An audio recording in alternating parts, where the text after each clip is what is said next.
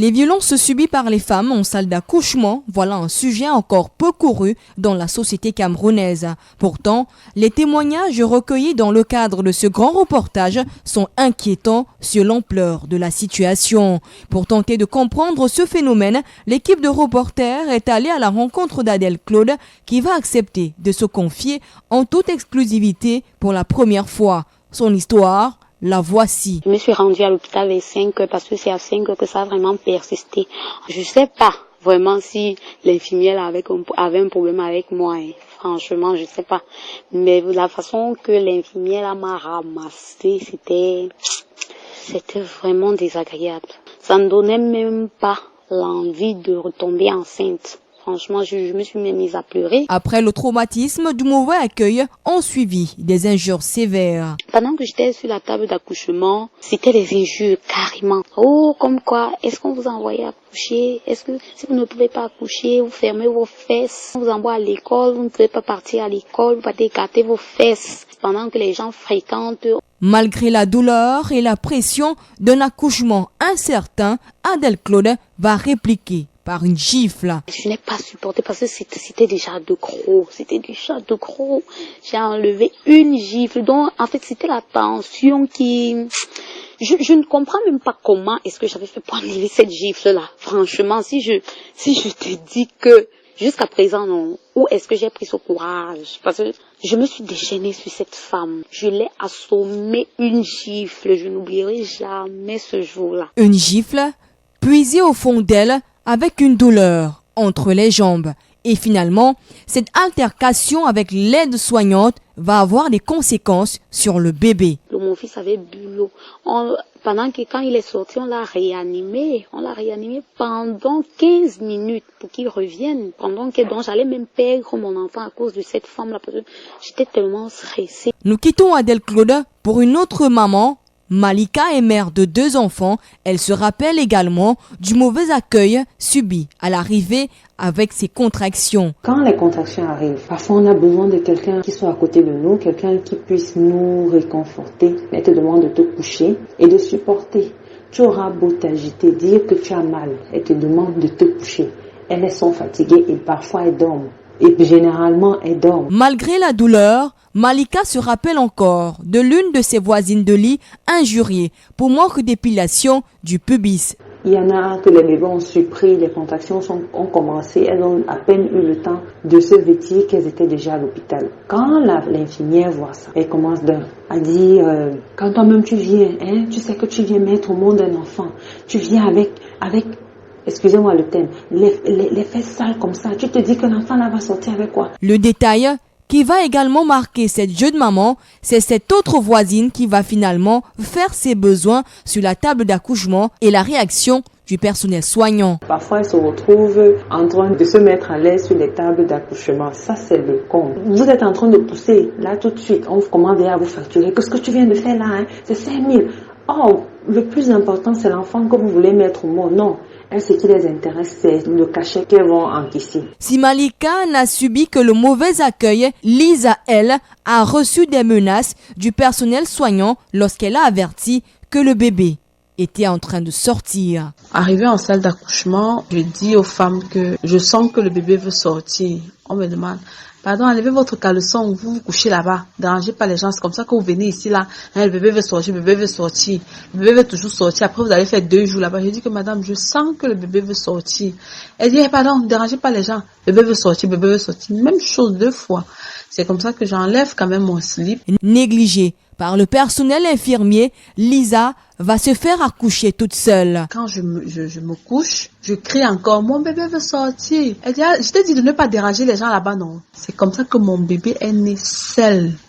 J'ai accouché seul d'un bébé de 3 kg 998 grammes, donc 4 kg seul. Mon bébé est sorti seul. Un acte qui va être fatal pour son vagin, son clitoris, son périnée et même son anus. Et en sortant seul, l'enfant a déchirée. J'ai eu une déchirure du clitoris, périnée et la déchirure allait jusque derrière l'anus. Conséquence, 17 points de suture sur les parties génitales de cette maman. J'ai eu une non-assistance. J'ai accouché seule et j'ai bénéficié de 17 points de suture en bonus puisque l'enfant étant né seul, il a cherché les voies lui-même. J'ai eu 17 points de suture interne, externe, anal, périnée, clitoris, partout. Pour elle, après ce traumatisme, elle implore une meilleure humanisation des hôpitaux publics quant à la prise en charge des femmes en plein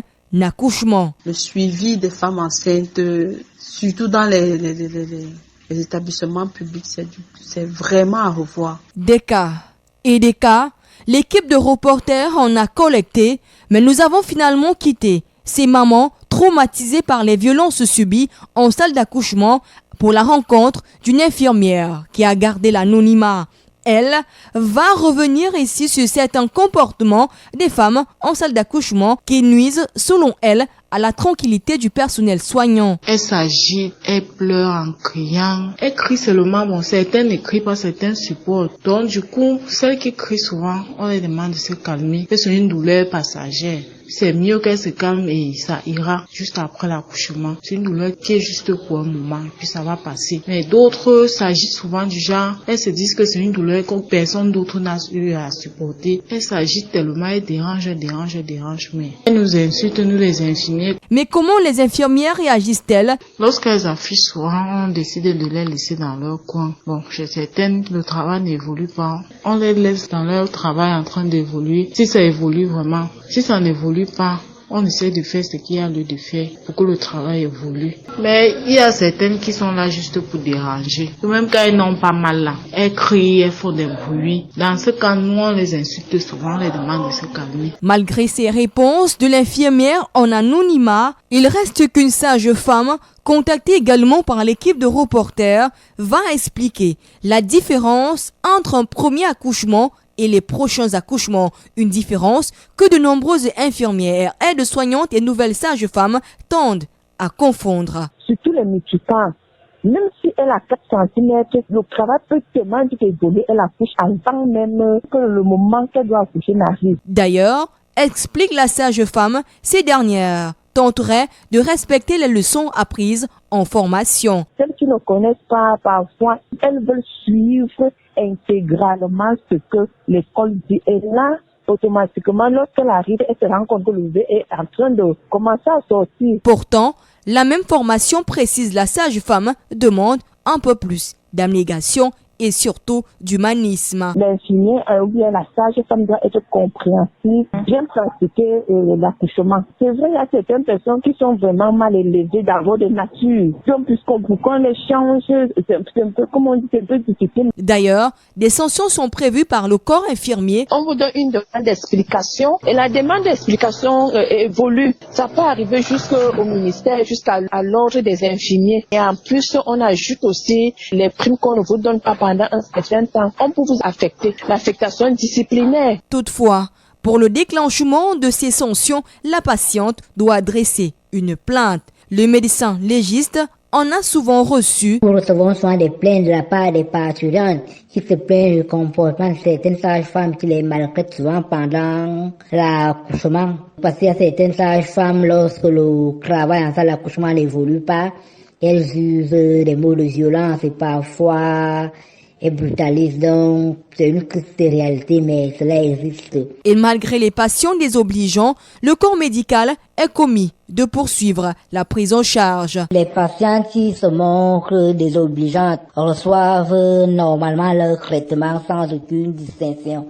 Mais par la suite, les responsabilités sont établies et s'il se prouve que la patiente a posé un acte qui est réprimable, elle répond de ses actes après. Si des sanctions administratives sont prévues, il reste que les violences obstétricales peuvent laisser des séquelles traumatisantes, comme le confirme le psychologue Guy Bertrand Tenkpé. Indépendamment des profils de chaque femme, de l'histoire de chaque femme, on aurait également des répercussions plus tard sur sa vie, la façon dont elle va appréhender les autres maternités.